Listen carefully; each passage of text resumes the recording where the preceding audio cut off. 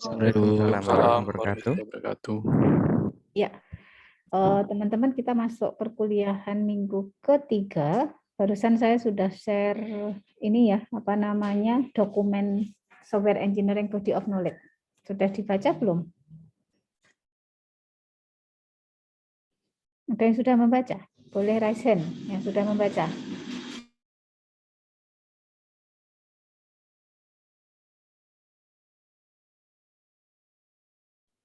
Oke, Naranda, Tanzilal, ada lagi? Ada orang kok? Yang lain belum baca? Shirley, oke, oke, oke, oke, oke. Ya, 10 orang sudah membaca Swaybook. Berarti sudah bisa untuk diskusi ya. Untuk diskusi. Oke. Saya turunkan. Ya. Ya, ada yang sudah paham dokumen apa itu? Mbak Anissa? Ya, Bu. Jadi di situ ada buku mengenai software requirement. Jadi hal-hal yang dilakukan untuk memecahkan suatu permasalahan pada software. Oke, itu penangkapannya Mbak Anissa ya, Mas Arya? Apa yang ditangkap buku itu? Yang saya tangkap dari buku Swaybook ini adalah semua topik yang ada di dalam software engineering ini, atau rekayasa perangkat lunak. Oke, semua topik atau semua bidang ilmu yang ada di dalam rekayasa perangkat lunak. Ya, betul. Oke. Jadi, oke, saya share screen dulu untuk Swaybook-nya.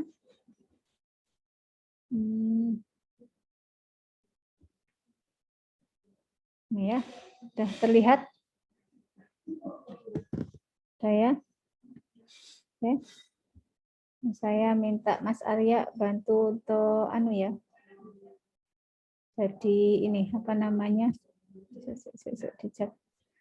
Jadi co-host. Oh iya, Bu. Ya. Oke, kok dicat sih sebentar. Make co-host. Ya, nanti kalau ada yang masuk bisa bantu saya. Oke, baik, teman-teman. Ini adalah buku tentang software engineering atau RPL, body of knowledge. Namanya body of knowledge. Berarti apa namanya, pengetahuan ya, tubuh pengetahuan atau topik-topik yang ada di dalam software engineering. Nah, teman-teman, kalau kemarin kita belajar minggu lalu ya, kita diskusi tentang apa itu software engineering. Kemudian apa itu software, apa itu tahapan-tahapan yang ada di situ, begitu ya. Nah, di sini gitu ya, di sini di body of knowledge ini menjelaskan tentang apa-apa yang bisa kita pelajari atau yang bisa kita kuasai di dalam ranah ilmu rekayasa perangkat lunak.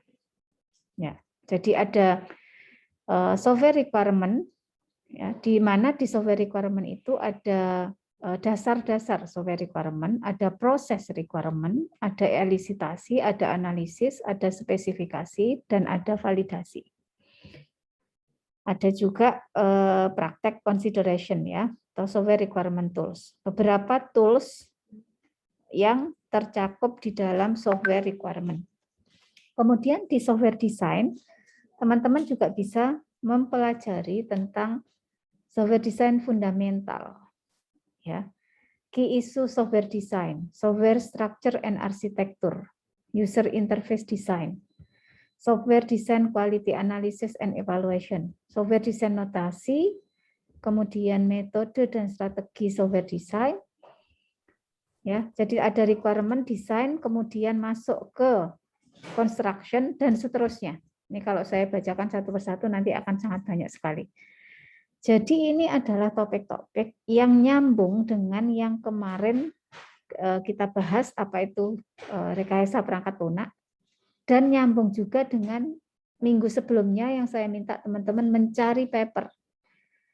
Jadi nanti setelah ini coba paper yang teman-teman dapatkan di minggu pertama itu kira-kira bisa dipetakan di topik yang di mana di sini.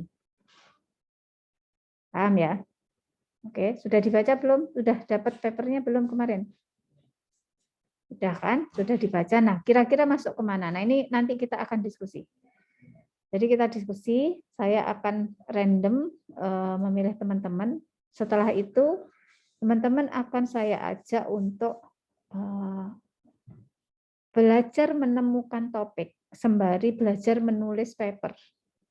Jadi targetnya kalau S2 ini salah satunya adalah paper ya. Sedini mungkin sudah membuat paper. Oke, ada pertanyaan sampai di sini?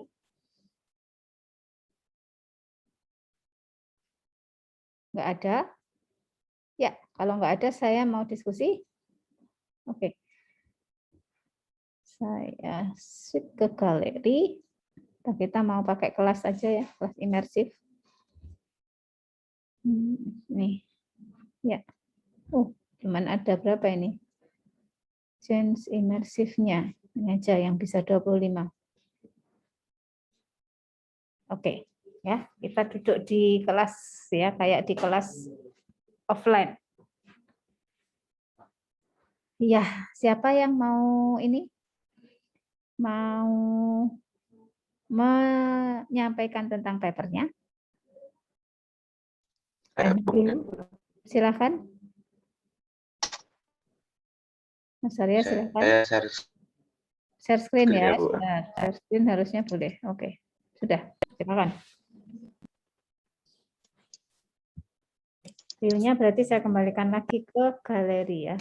Ya, otomatis langsung stop. Oke, silakan Mas Arya.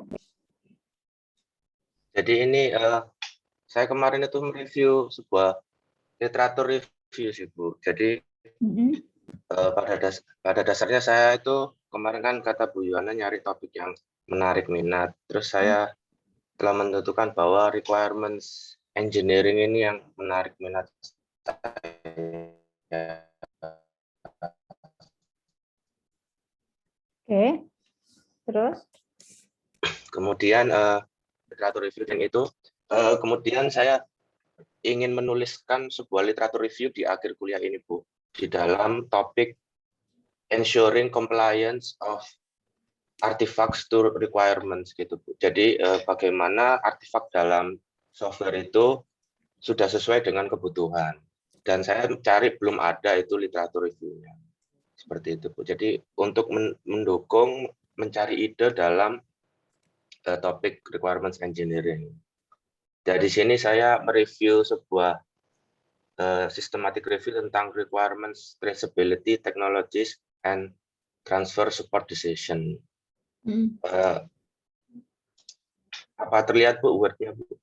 Terlihat. Jadi di sini saya mereview ini requirements traceability itu apa sebenarnya. Jadi dalam rekayasa perangkat lunak itu kemampuan untuk melacak kebutuhan tiap artefak dalam perangkat lunak untuk memastikan bahwa artefak tersebut telah sesuai dengan kebutuhan. Untuk dapat melacak itu dalam perangkat lunak, sebuah tautan itu harus dibuat antara artefak sumber dan artefak target agar dapat memvalidasi kebutuhan dalam tiap artefak. Kemudian dalam literatur review itu kan pasti ada langkah-langkahnya dalam melakukan sebuah studi literatur review. Yang pertama pasti menentukan research question. Di dalam paper ini ada 4 research question, di mana studi diterbitkan dan siapa penulis studi. Jadi research question ini ditujukan untuk mengetahui di dunia ini perkembangan requirements traceability itu ada di benua mana dan penulis mana itu yang merupakan ahli dalam requirements traceability. Jadi pertanyaan pertama ini ditujukan untuk mengetahui itu. Kemudian ya jelas tantangan yang dihadapi dalam aktivitas requirements traceability ini untuk mengetahui problem yang ada di dalam dunia nyata, kemudian teknologi metode yang sudah pernah diusulkan, kemudian tantangan apa yang coba diatasi oleh metode yang diusulkan dalam paper. Terus kalau dalam literatur review, langkah kedua itu kan proses pencarian studi. Di sini dibatasi Januari 2006 sampai Desember 2016. Terus topik dari studinya harus mengenai requirement traceability dan diterbitkan dalam bentuk jurnal paper, document paper, dan sebagai berikut ini. Dan studinya harus dalam bahasa Inggris. Dan studi yang dikumpulkan untuk direview bukan merupakan sebuah review paper. Kemudian basis data elektronik yang dipilih IEEE, ACM, Elsevier, Compendex, dan Springer Link. Kemudian dalam literatur review ini langkah ketiga itu penilaian kualitas paper. Jadi setelah mengumpulkan paper dalam topik requirement traceability, para penulis dari review ini menilai kualitas paper dengan berdasarkan pernyataan pertanyaan berikut. Apakah metode riset yang digunakan dalam paper pada bagian evaluasi, pada konteks apa teknologi di tracing, dievaluasi, terus subjek apa yang digunakan dalam evaluasi, skala seperti apa yang dimiliki evaluasi, apakah konteks dari studi dijelaskan secara eksplisit, apakah desain studi dijelaskan secara eksplisit, dan apakah ancaman validitas dibahas secara eksplisit. Setelah menilai kualitas dari paper yang akan direview, terpilih 114 paper yang akan direview dalam literatur review ini. Jadi riset question-nya di mana studi diterbitkan dan siapa penulis studi. Jadi dari 114 paper ini ternyata 70 diterbitkan di dalam jurnal RI Conference ini. Ini menjadi tempat yang paling sering paper digunakan. Jadi ketika ingin melakukan penelitian di dalam requirement traceability, ada baiknya mencari di dalam conference ini, Requirements Engineering Conference. Kemudian ada 12 penulis yang menerbitkan lebih dari satu jurnal, di mana Jane Cleland Huang ini menjadi penulis yang menerbitkan paper paling banyak, yaitu 14. Ini menunjukkan bahwa si Jane Cleland Huang ini merupakan ahli dalam bidang requirement traceability. Kemudian tantangan yang dihadapi dalam aktivitas requirement traceability adalah otomatisasi. Jadi kan mewujudkan requirement traceability dalam sebuah proyek perangkat lunak ini memakan banyak waktu, sehingga salah satu tantangannya adalah mewujudkan RT yang otomatis, kemudian akurat. Ya tentu saja requirement traceability-nya harus akurat, karena kalau tidak akurat nanti artefaknya tidak akan memenuhi kebutuhan yang telah ditetapkan.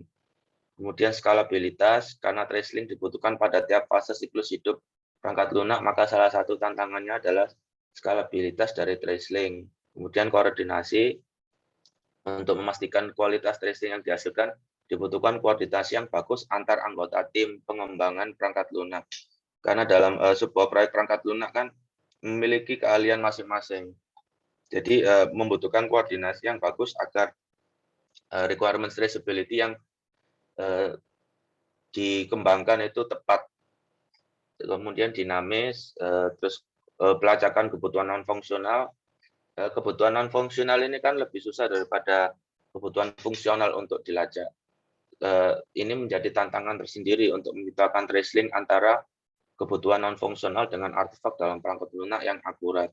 Kemudian harus ringan, terus disiplin secara jelas dan mudah dinavigasi. Jadi tracelink yang dihasilkan itu harus jelas kebutuhan yang ditrace oleh artefak itu apa. Ini agar nantinya ketika ada perubahan atau software reuse atau ada pada bagian validation dan verification ini gampang dilakukan karena sudah jelas traceability-nya. Kemudian menonjolkan nilai dari requirement traceability ini karena seringkali tidak langsung memberikan suatu keuntungan saat pengembangan suatu perangkat lunak, sehingga membuat keuntungan dari requirement traceability ini untuk dapat diukur dan dilihat itu adalah suatu tantangan tersendiri. Kemudian efektif secara biaya. Research question kedua, apa saja teknologi metode yang sudah pernah diusulkan? Jadi teknologi pembuatan requirement traceability selama ini itu berbasisnya banyak ya. Jadi ada antara lain pelacakan berbasis sistem temu kembali informasi atau information retrieval. Kemudian metode berbasis machine learning atau data mining. Metode berbasis fitur, metode berbasis ontologi, metode berbasis algoritma optimasi, metode pelacakan berbasis framework, dan metode berbasis agile. Kemudian teknologi perbaikan requirements traceability ini ada yang dilakukan secara manual, ada yang berbasis informasi struktural. Kemudian teknologi pemeliharaan requirements traceability ini meningkatkan kualitas otomatisasi. Kemudian untuk mengurangi tenaga manusia juga, dan menyediakan tool support. Kemudian pengaplikasian requirements traceability ini analisa dampak perubahan, penilaian akurasi requirements traceability matrix, dan rekomendasi dari trace. Kemudian ini tantangan apa yang coba diatasi oleh metode-metode yang diusulkan dalam paper ini. Ternyata banyak yang berfokus untuk mengatasi tantangan otomatisasi dan akurasi dari trace link yang dihasilkan. Sehingga dapat disimpulkan bahwa arah penelitian saat ini dalam requirements traceability itu lebih mengarah ke otomatisasi. Dan ini bisa menunjukkan bahwa memang otomatisasi dari requirements traceability saat ini itu belum sangat canggih. Jadi makanya penelitian itu masih banyak yang mengarah ke situ. Terus kemudian ini skalabilitas dan dinamis menjadi dua tantangan yang tidak menjadi fokus. Ini mungkin karena menghasilkan requirements traceability-nya aja belum fix, jadi mungkin skalabilitas dan dinamisnya juga belum dipikirkan.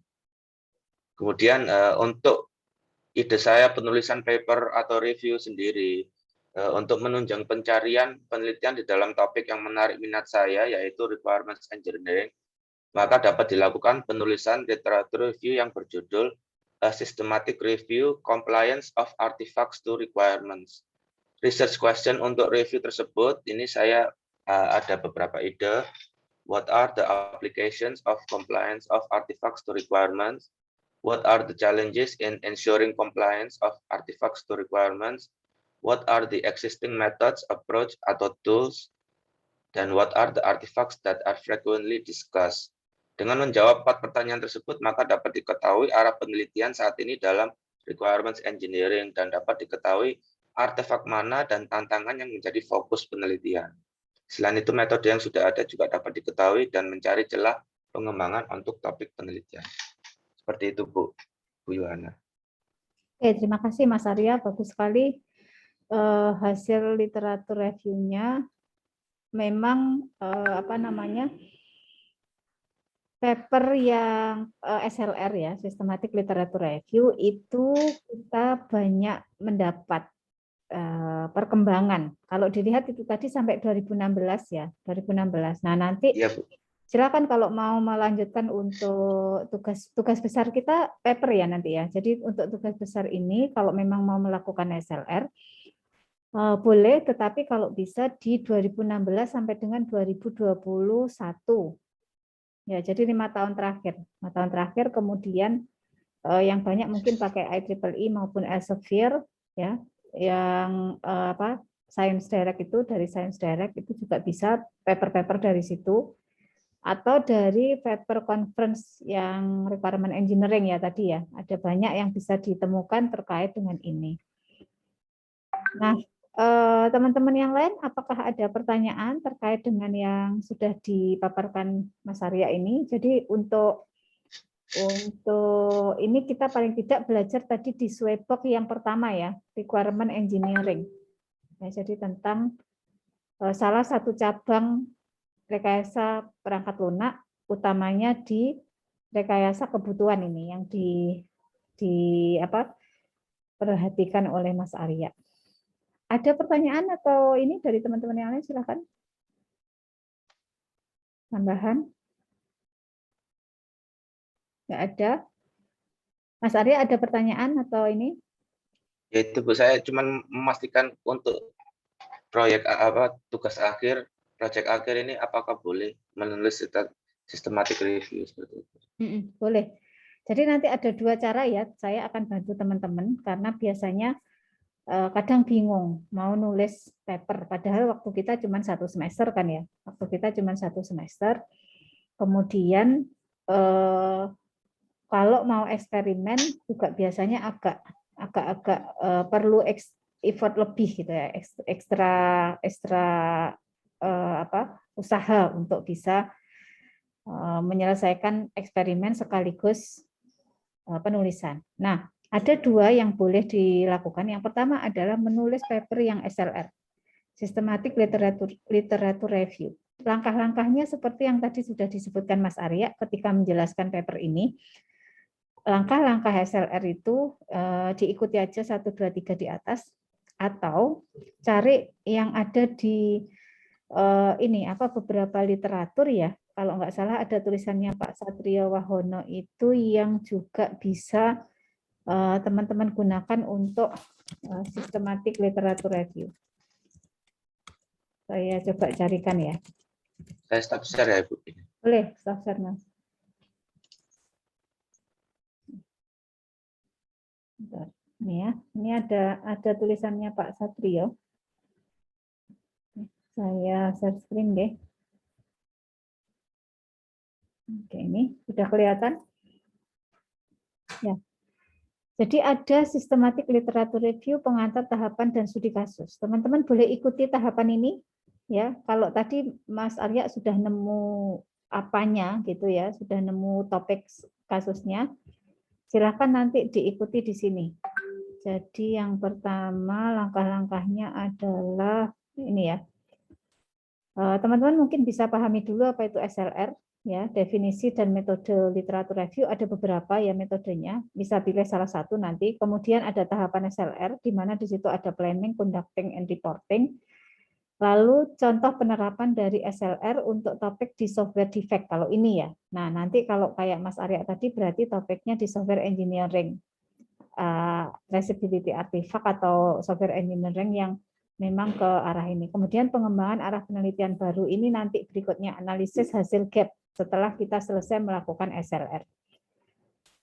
Nah, di sini ada ini pengertiannya, bedanya paper literatur review dengan paper yang biasa itu apa, atau yang eksperimen. Itu kalau di sini itu dia menulis kayak ngerangkum beberapa paper banyak gitu terhadap satu sudut pandang topik ya, lalu dibahaslah di situ begitu. SLR itu kurang lebih seperti itu. Manfaatnya ada banyak ya, dalam pengetahuan, mengetahui hasil penelitian yang berhubungan dengan yang sudah pernah dilaksanakan, mengetahui perkembangan ilmu pada bidang yang kita pilih, memperjelas masalah penelitian, atau menemukan sampai dengan dapat menemukan gap. Apa nih sekarang penelitian yang di bidang itu ya, yang sedang kita cari itu yang masih lubang atau punya peluang untuk bisa kita lanjutkan.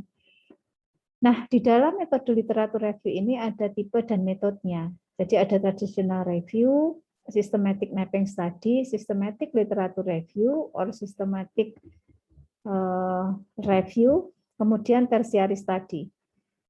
Yang traditional review ya mereview gitu aja ya. Kemudian ada mapping study ini beberapa ya. Kemudian ada yang kalau tertiary study itu adalah literatur review terhadap literatur review, paper-paper literatur review. Jadi ada banyak paper literatur review kita kumpulkan, kemudian jadilah ringkasannya lagi. Nah, itu tertiary study. Ya, ini paling banyak ini nanti traditional review silahkan dipelajari masing-masing. Kemudian ada tahapannya ini, nggih. Tahapannya ada formulasi pertanyaan kayak tadi Mas Arya sudah memulai, kemudian membangun protokol review, termasuk berapa paper yang saya ambil dengan keyword apa, kayak gitu ya. Nah, ini ikuti saja langkah-langkahnya. Ya, Mas Arya nanti dan teman-teman yang memang tertarik di paper ini boleh mengikuti langkah-langkah ini untuk bisa digunakan menyusun papernya. Oke, sampai di sini ada pertanyaan enggak? Permisi Bu, saya mau izin bertanya Bu. Mas Bintang. Berarti nanti untuk tugas akhirnya itu kita boleh buat antara systematic literature review atau buat traditional review ya Bu? Kalau ingin buat paper review. Bukan. Oh, kalau itu boleh, iya silakan. Mau pilih salah satu, kalau mau literatur review, boleh salah satu dari 4 ini, nggak apa-apa. Traditional review, SMS, SLR, atau TS. Baik, Bu. Boleh Terima milih kasih, salah Bu. satu. Kalau kita mau ke literatur review.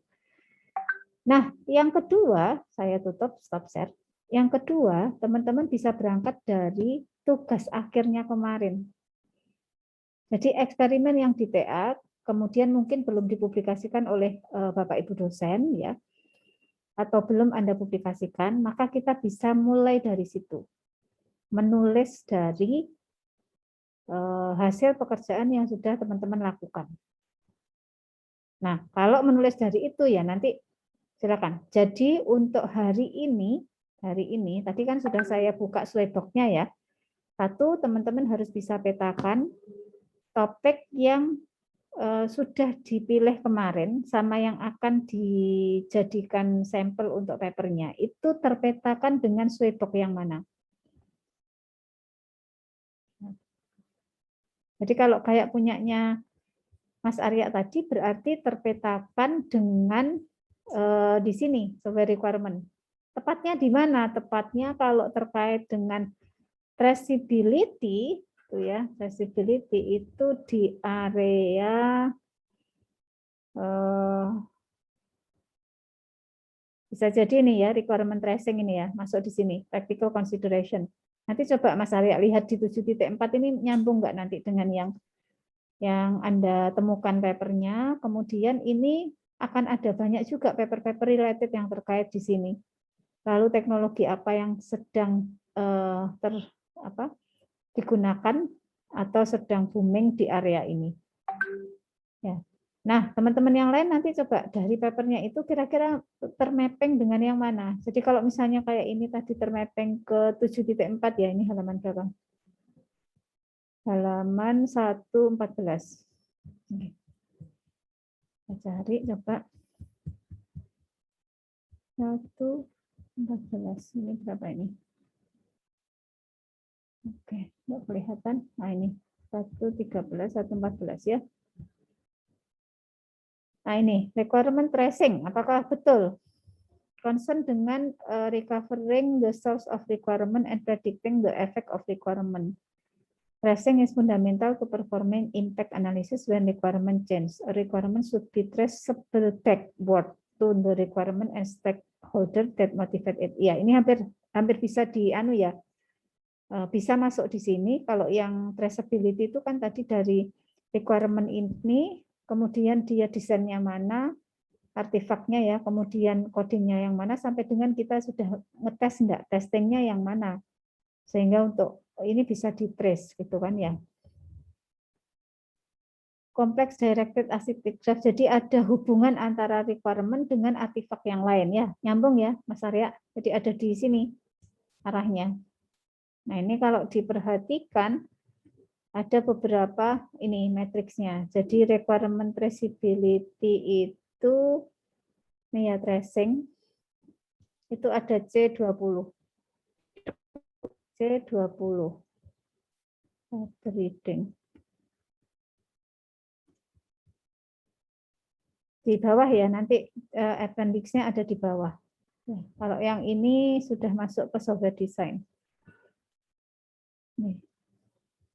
Jadi yang ini itu adalah chapter ya. Kalau di bukunya Wigger 2003 itu chapter 20 untuk yang membahas tentang requirement traceability, tracing. Ya, oke. Oke, sampai di sini paham atau tambah bingung teman-teman? Bu Yuana, Ya. saya ingin tanya. Silakan. Saya Faris, Bu. Jadi untuk di paper yang saya pilih itu kan ada design, monitoring, and testing. Nah, bagaimana kalau dalam satu paper itu dia mempunyai lebih dari satu topik. Jadi misalkan pemetaannya ke arah mana jika demikian? Bisa ditunjukkan enggak papernya Mas Faris? Sebentar saya share screen terlebih dahulu.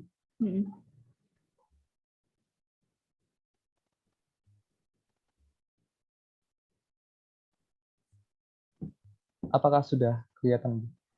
Sudah. Iya, jadi untuk jurnal paper ini dia dari sudut pandang praktisi ya, dari sudut pandang praktisi itu pengguna tentang desain, monitoring dan testing tentang microservice, sistem dari microservice. Nah, di sini dia sebenarnya dia mencari bagaimana desain dan cara monitoring, lalu cara testing dari sebuah microservice dalam sudut pandang praktisi tersebut. Nah, dari sini ada dari berbagai negara, lalu ada berbagai organisasi atau perusahaan,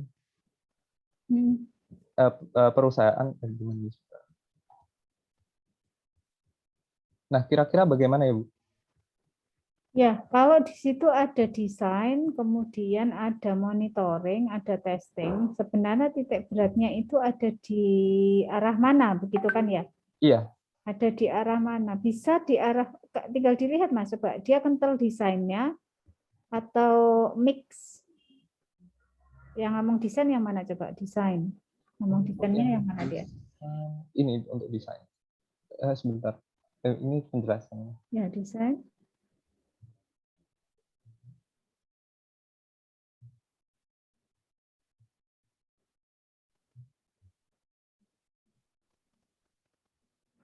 Betul, itu tadi kayaknya desainnya ditunjuk tadi. Oh, yang ini, Bu, seperti ini.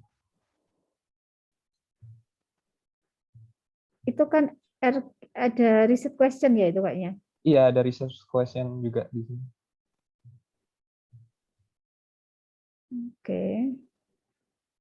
Research question-nya di mana? Oh, ini. Jadi research question-nya itu tentang bagaimana microservices, sistem microservice tersebut didesain di dalam dunia industri. Lalu untuk monitoringnya bagaimana dan cara testingnya seperti apa, seperti itu di sini.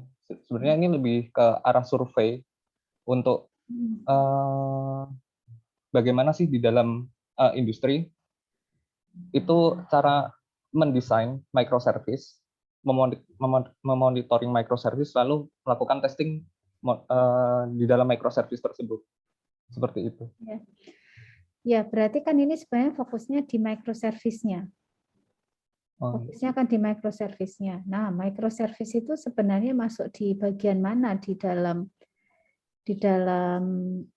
software engineering body of knowledge itu? Oh, iya. Kalau microservice-nya sendiri itu bagian dari arsitektur. Nah, berarti sebenarnya di arsitektur mainnya, Mas. Jadi ngomong arsitektur sistem, kemudian bagaimana mendesainnya, memonitor, dan testingnya. Satu paket titik utamanya di arsitekturnya. Petanya ke situ. Baik. Ya, oke. Oke, terima kasih Mas Faris. Ada lagi yang lain? Nah, ini nanti silahkan kalau mau dilanjutkan. Kalau tertarik di sini, apakah juga sama akan melakukan SLR yang mungkin akan menjurus ke satu titik atau mungkin sudah pernah membangun microservice, ya kan? Mungkin sudah membangun microservice, kemudian coba sudah pernah eksperimen belum dites? Microservice itu kan berarti satu arsitektur yang kita punya tujuan kan, kenapa kita membangun dengan arsitektur itu gitu kan ya? Iya. Nah, coba di testing, kemudian hasil testingnya tadi kira-kira bisa ditulis, kita ceritakan enggak? Jadi kalau nggak mau SLR berarti mau nulis paper conference untuk practically apa yang sudah kita bangun, kemudian untuk apa kita simpulkan. Begitu Mas Faris? Iya, baik, Bu. Oke, yang lain ada pertanyaan? Dari saya, Bu, Ranggi. Nah, silakan Mas Ranggi. Gimana? Ya, di sini kan saya masih bingung, Bu, untuk menentukan topiknya karena menurut saya kalau misalnya dari saran Bu Yuhana tadi, kalau misalnya menggunakan penelitian S1 dulu, itu kayaknya masih belum bisa terrealisasikan. Karena di sini saya menggunakan topik requirement elicitation, Bu, atau elicitasi. Nah, di situ kan di paper saya yang saya dapatkan itu berkaitan dengan cloud computing, Bu. Jadi gimana caranya untuk mendapatkan semua kebutuhan dari sistemnya, baik saya di non fungsionalnya, Bu, dapatnya itu. Coba di-share Jadi papernya, oh Mas. ya, siap, Bu.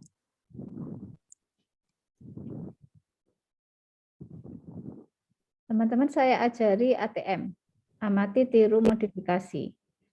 Ya, nanti habis itu akan dapat otodidaknya. Amati berarti kalau kayak Mas Arya tadi adalah amati paper terkait SLR. Kemudian tiru dengan studi kasusnya.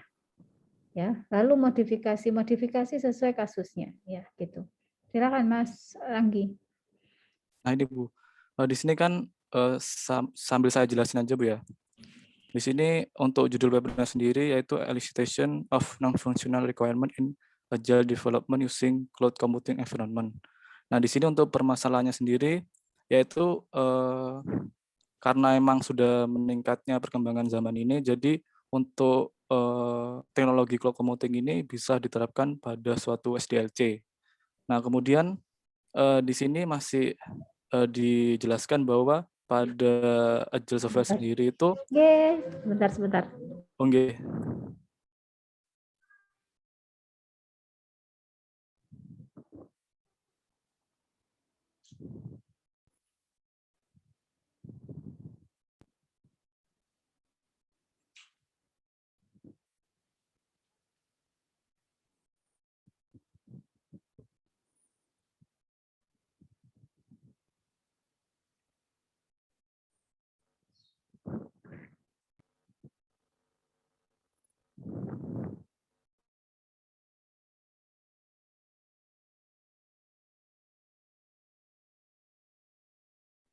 Oke, silakan. Sorry, Pak Rektor pamit tadi. Ya Mas Anggi, silakan. Ya Bu. Lalu untuk yang selanjutnya, jadi pada Agile Software Development ini untuk non-functional requirement-nya itu masih terdapat kesulitan dalam untuk mendapatkan kebutuhan tersebut. Nah kemudian karena emang Agile ini setahu saya emang lebih adaptif terhadap perubahan gitu. Jadi emang susah untuk diterapkan. Nah, lalu ada di sini ternyata di NFR sendiri itu merupakan sebuah problem yang harus diselesaikan karena apabila ada suatu kelalaian itu akan meningkatkan software cost-nya. Nah, kemudian untuk state of the art method-nya itu di sini untuk metodologi NFR elicitation-nya itu yang pertama menggunakan NERF atau non-functional requirement elicitation, reasoning, dan validation. Dan yang kedua yaitu menggunakan CIP, metodologi yang memanfaatkan NFR locator untuk mengekstraksi gambar ke teks. Nah, yang kedua yaitu menggunakan cloud computing. Di sini ada yang pertama ada sharing of requirement sendiri menggunakan Google Doc, Dropbox, ada Team Foundation dan sebagainya. Dan yang kedua ada Team Communication yaitu ada Cockpit, Mingle, Skype, Basecamp dan lain sebagainya. Nah untuk yang metode yang diusulkan dalam penelitian ini yaitu penggabungan antara multiple konsep. Yang pertama yaitu ada teknik elisitasi NFR oleh COP ini cuma mengelompokkan keywordnya aja Bu untuk ini. Dan yang kedua ada improving elisitasi dengan suggestion given dari Tu et al. Yang ketiga ada question answering dari Zachman framework. Yang keempat ada historical data untuk memprediksi NFR terbaru. Nah, yang kedua yaitu ada tahap metodologi elisitasi yang diusulkan. Yang pertama, di sini ada initial requirement yaitu dikoleksikan dari user atau klien selama interview atau face-to-face meeting dengan menggunakan Zachman framework yaitu 5W1H. Yang kedua ada identify tipe dari softwarenya ada web based, mobile based, atau business app. Yang ketiga, melakukan ekstraksi NFR dari requirement statement. Yaitu di sini menggunakan metode NLP, jadi secara otomatis nanti bisa terekstraksi. Yang keempat ada identifikasi lanjutan dengan glossary, yaitu tambahan keywordnya bisa data organization, opini senior dan expert, ataupun dari kualitas standarnya. Yang kelima ada technical expert, yaitu memperbaiki konteks project dan tipe NFR-nya. Yang keenam di sini ada developer mendefinisikan isu terhadap NFR. Yang ketujuh ada NFR divalidasi melalui expert dan usernya. Dan yang ke-8, NFR siap untuk dilanjutkan pada proses selanjutnya. Nah, ini untuk flow-nya, flow dari penerapan ini, elisitasi. Kemudian di sini ada evaluasi kriteria dan dataset. Di sini evaluasi metodologi elisitasi dilakukan pada e-procurement. Jadi si peneliti ini menggunakan dataset e-procurement ini, di mana 18 requirement statement itu diklasifikasikan menggunakan norm map metodologi. Lalu untuk di sini ada kriteria evaluasinya, ada apabila NFR terdeteksi sama dengan baseline-nya, maka didapatkan hasil sukses.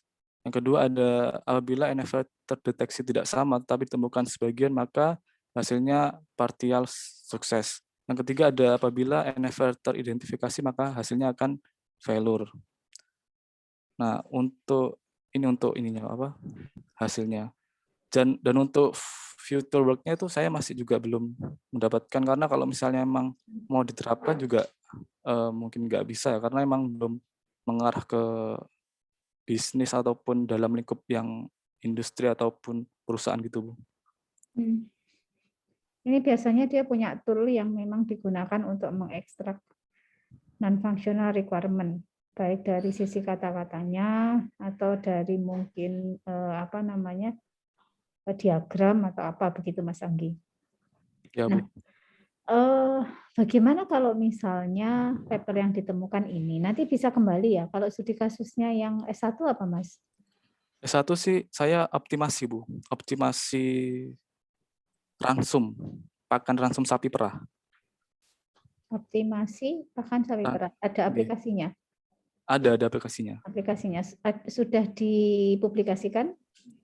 Belum, Bu. Belum, oke. Enggak apa-apa, nanti ngambil dari situ, kita coba cari. Paling tidak yang di sini kan sudah ketemu apa yang Mas Anggi minati terkait dengan mungkin requirement engineering ya, tepatnya di non-functional requirement. Nah, nanti dari TA-nya itu bisa kita jadikan paper atau paper project gitu ya. Kita jadikan paper, bisa menceritakan tentang sistem secara keseluruhan, atau mau fokus di requirement juga silahkan. Jadi penentuan requirement, kemudian mau coba di-tracingkan dengan fitur-fiturnya, apakah dia sudah terrealisasi semua atau ada yang belum terpetakan misalnya begitu. Ada jangan-jangan dari requirement tadi ada yang belum terimplementasi dengan baik ketika dilakukan tracing ke belakang. Kalau kaitannya ke traceability, tapi kalau kaitannya ke penjelasan rancang bangun, berarti setelah ini cobalah cari paper yang cerita tentang rancang bangun. Biasanya paper conference. Kalau ini kemarin kan banyak ngambil paper jurnal kan ya. Ya, Bu. Jadi ambil paper conference yang cerita tentang rancang bangun atau pengembangan aplikasi. Kemudian amati, lalu tiru dengan studi kasusnya Mas Anggi. Ya. Nanti kita lihat hasilnya ya. Jadi saya ajak teman-teman membuat paper sekaligus kita belajar software engineering. Bahkan syukur-syukur bisa menemukan topik. Ya, Bu. Oke. Ini, Bu, saya kan kalau misalnya ngelihat dari ini yang S2, S1 itu saya kepikiran malah ke ini, Bu, cost estimation, Bu. Jadi untuk planningnya gimana, berapa lama sih buat ngebangun softwarenya itu, Bu? Kalau misalnya itu Bisa nggak Bu kalau misalnya digunakan itu? Jadi gini, target kita di mata kuliah ini adalah kita mempelajari topik-topik yang ada di dalam rekayasa perangkat lunak. Dengan maksud teman-teman memang memahami apa itu rekayasa perangkat lunak, sampai dengan kita bisa menemukan studi kasus atau topik untuk penelitian kita. Ya, clear ya message-nya. Jadi kita memahami topik-topik yang ada di situ. Bisa dari hasil literatur review atau hasil dari baca paper, beberapa orang baca paper lalu sharing ke orang yang lain, maka ini secara tidak langsung teman-teman sudah belajar apa itu di dalam requirement engineering. Mungkin nanti ada yang teman-teman papernya tentang desain, maka kita akan belajar apa itu yang ada di dalam desain. Potongan-potongan nggak apa-apa, itu satu. Yang kedua, target saya adalah teman-teman bisa menulis paper.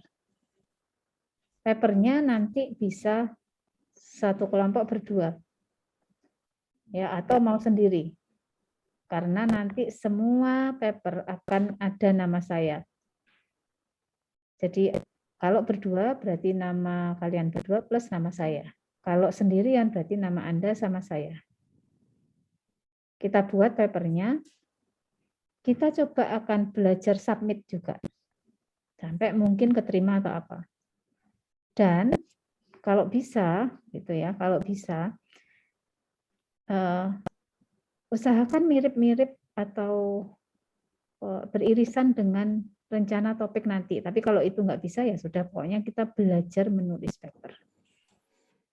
Jadi itu nggih targetnya. Dari yang pertemuan pertama sudah saya detailkan, kita akan belajar tentang apa saja di dalam rekayasa perangkat lunak, kemudian menemukan topik yang kira-kira kalau nanti ada yang tesisnya ambil RPL itu bisa dilanjutkan, gitu ya, menemukan topik, sekaligus belajar untuk bisa menulis paper, memproduksi paper. Ya, saya kasih kita belajar bareng-bareng untuk mempercepat penulisan paper. Karena nanti paper itu syarat lulus teman-teman ya. Kalau sudah bisa belajar dari mata kuliah RPL ataupun mata kuliah yang lain juga mungkin memberikan tugas paper, teman-teman sebenarnya nanti di di semester kedua atau ketiga atau bahkan keempat, kalau misalnya ada yang sampai keempat, sudah lancar untuk nulis paper. Gitu. Mestinya nggak sampai lewat semester 4 biar bisa lulus di semester 4 maksimal. Gitu, bisa difahami? Ya Ada baik, bisa Bu. Bu Yana mau tanya. Ya silakan Mas Aki. Itu kalau targetnya misal nulis paper, apakah cukup menulis paper tanpa harus publikasi ya Bu? Maksudnya hanya asesmen ke Bu Yana saja tanpa harus publikasi gitu. Saya mau teman-teman publikasi. Jadi membangun confidence itu dengan belajar. Jangan takut sama saya. Ya, nanti kalau takut ambil kelas-kelas jurnal yang rendah dulu, Sinta berapa begitu. Yang internal ya, yang dalam negeri atau nasional. Atau kalau ada yang berani conference, international conference ya boleh. Ya. Kalau international jurnal enggak apa-apa, tapi mungkin saya belum sarankan untuk pemula. Ya, kecuali ada yang sudah biasa publish, saya mau nembak ke yang international jurnal, Bu. Ya, silahkan, boleh. Gitu Mas Abi. Jangan takut. Kenapa? Takut ketolak. Takut nggak bisa submit. Bukan sih Bu, karena saya belum pengalaman nulis paper. Ya justru karena belum pengalaman saya paksa. Saya ajak untuk nulis. Nanti setelah itu kita lihat di akhir semester ya. Apakah berikutnya Anda akan bilang, oh saya sudah bisa nulis paper sekarang.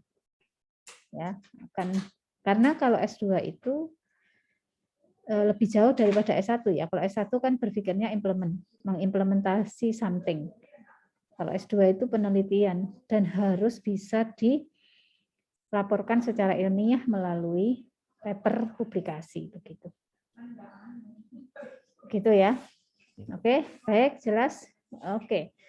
Nah, mau tanya lagi Bu. Silakan. Jadi untuk yang rancang bangun berarti masuk ke sistem desain ya Bu ya? Salam. Gimana Mas Anggi? Untuk rancang bangun tadi berarti masuk sistem desain ya Bu ya? Rancang bangun itu masuk ke, ya sebenarnya dia rangkaian pengembangan. Rangkaian pengembangan bisa jadi analisis, desain, bahkan sampai implementasinya. Enggak apa-apa. Oh ya. Tapi fokusnya di agak atas gitu layernya. Kalau yang tadi Mas siapa? Mas Arya tadi kan dalam. Nah, Mas Anggi mungkin samping ke samping. Ya, kalau Mas Arya kan tadi satu tapi dalam. Nah, Mas Anggi ada analisis desain ke samping implementasinya. Enggak apa-apa. Ngirisnya terserah teman-teman nanti. Yang penting teman-teman lihat RPL itu satu body of knowledge. Saya tahu ada ini, ada ini, ada ini. Saya main di bagian mana gitu. Itu ya. Ya, makasih Bu. Sama-sama. Kita coba cari contoh ya. Teman-teman biar pede gitu ya. Kita coba cari contoh paper yang sebenar.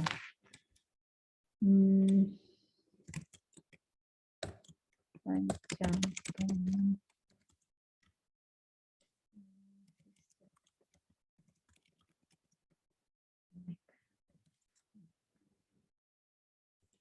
Ini jurnal ini ya. Coba saya share screen. Ini contoh. Jadi ada beberapa paper nih, saya cari contoh yang bahasa Indonesia aja ya. Ini ada jurnal USBY CID.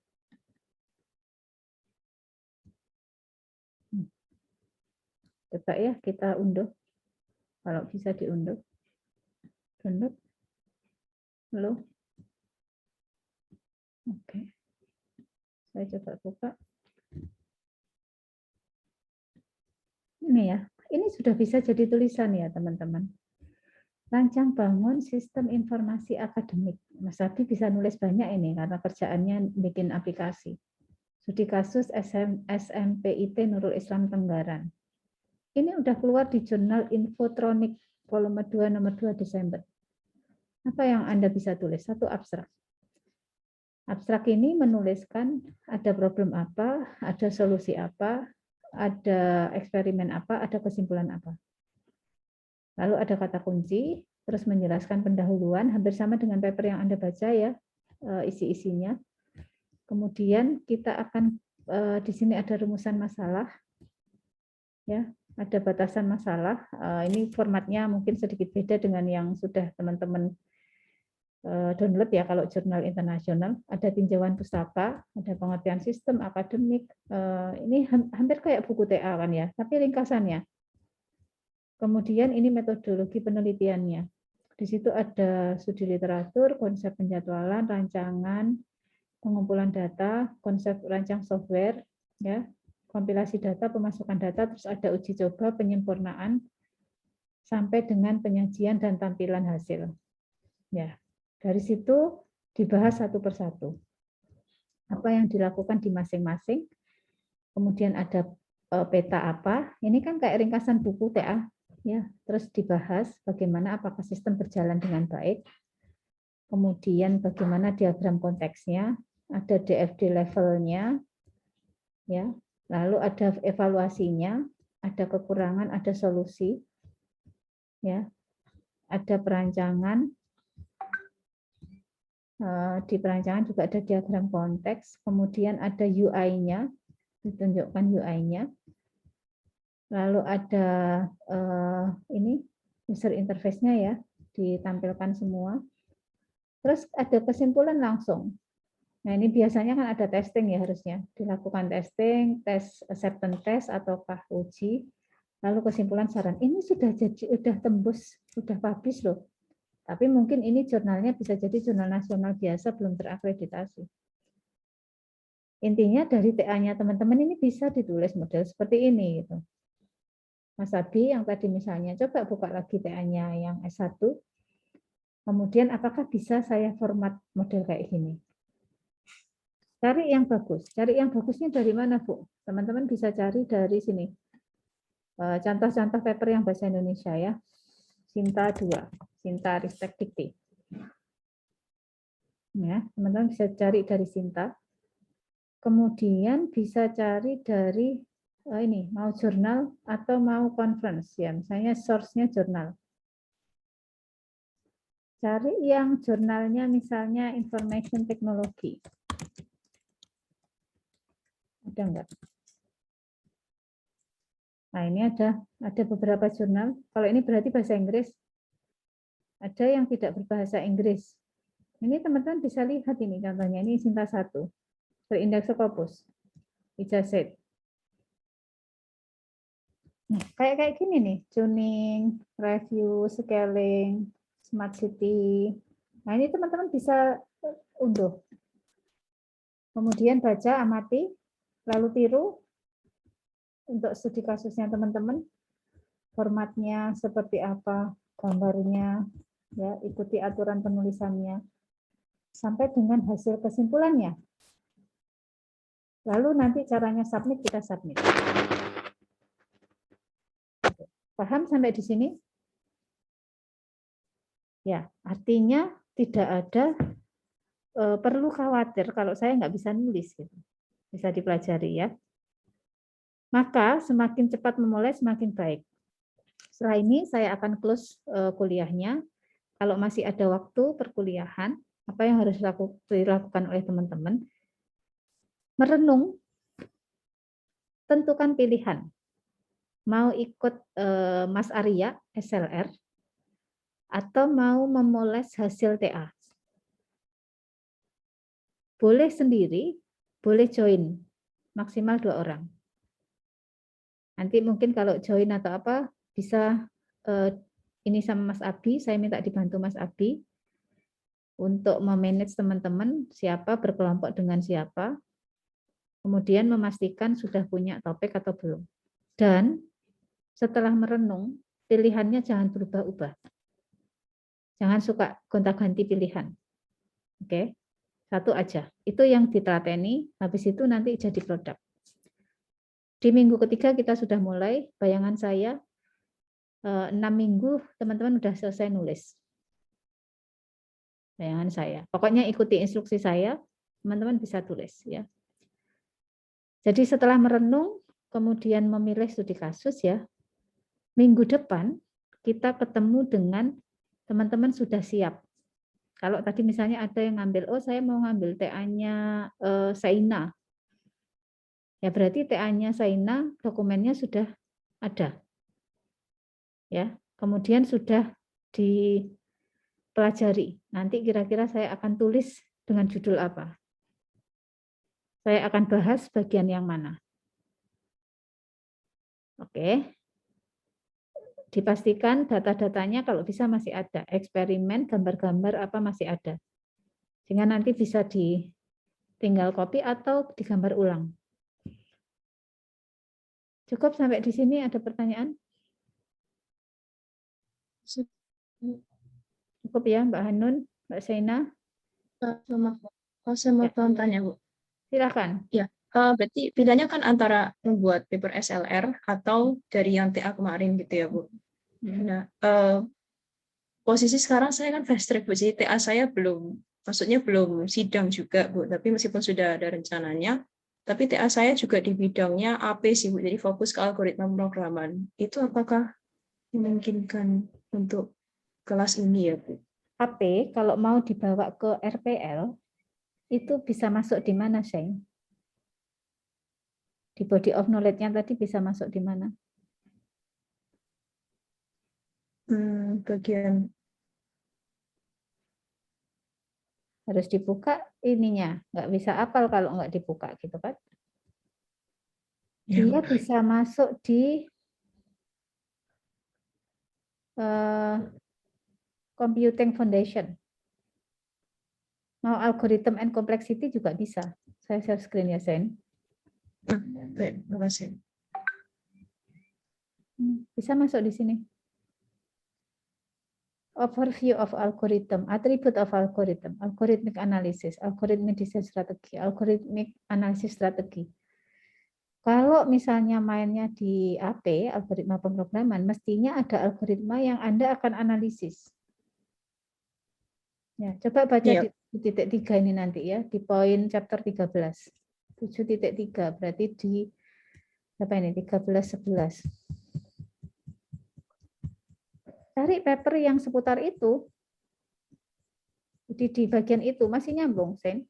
Masih nyambung. Oh, Kalau baik. sudah eksperimen ya, berarti cari di mana itu ininya. Syukur-syukur malah bisa mempercepat. TA-nya udah selesai atau udah mau ujian? Sudah, Bu. Udah selesai kan? Nah, berarti bisa diambil. Coba cari paper yang ke arah algoritmik.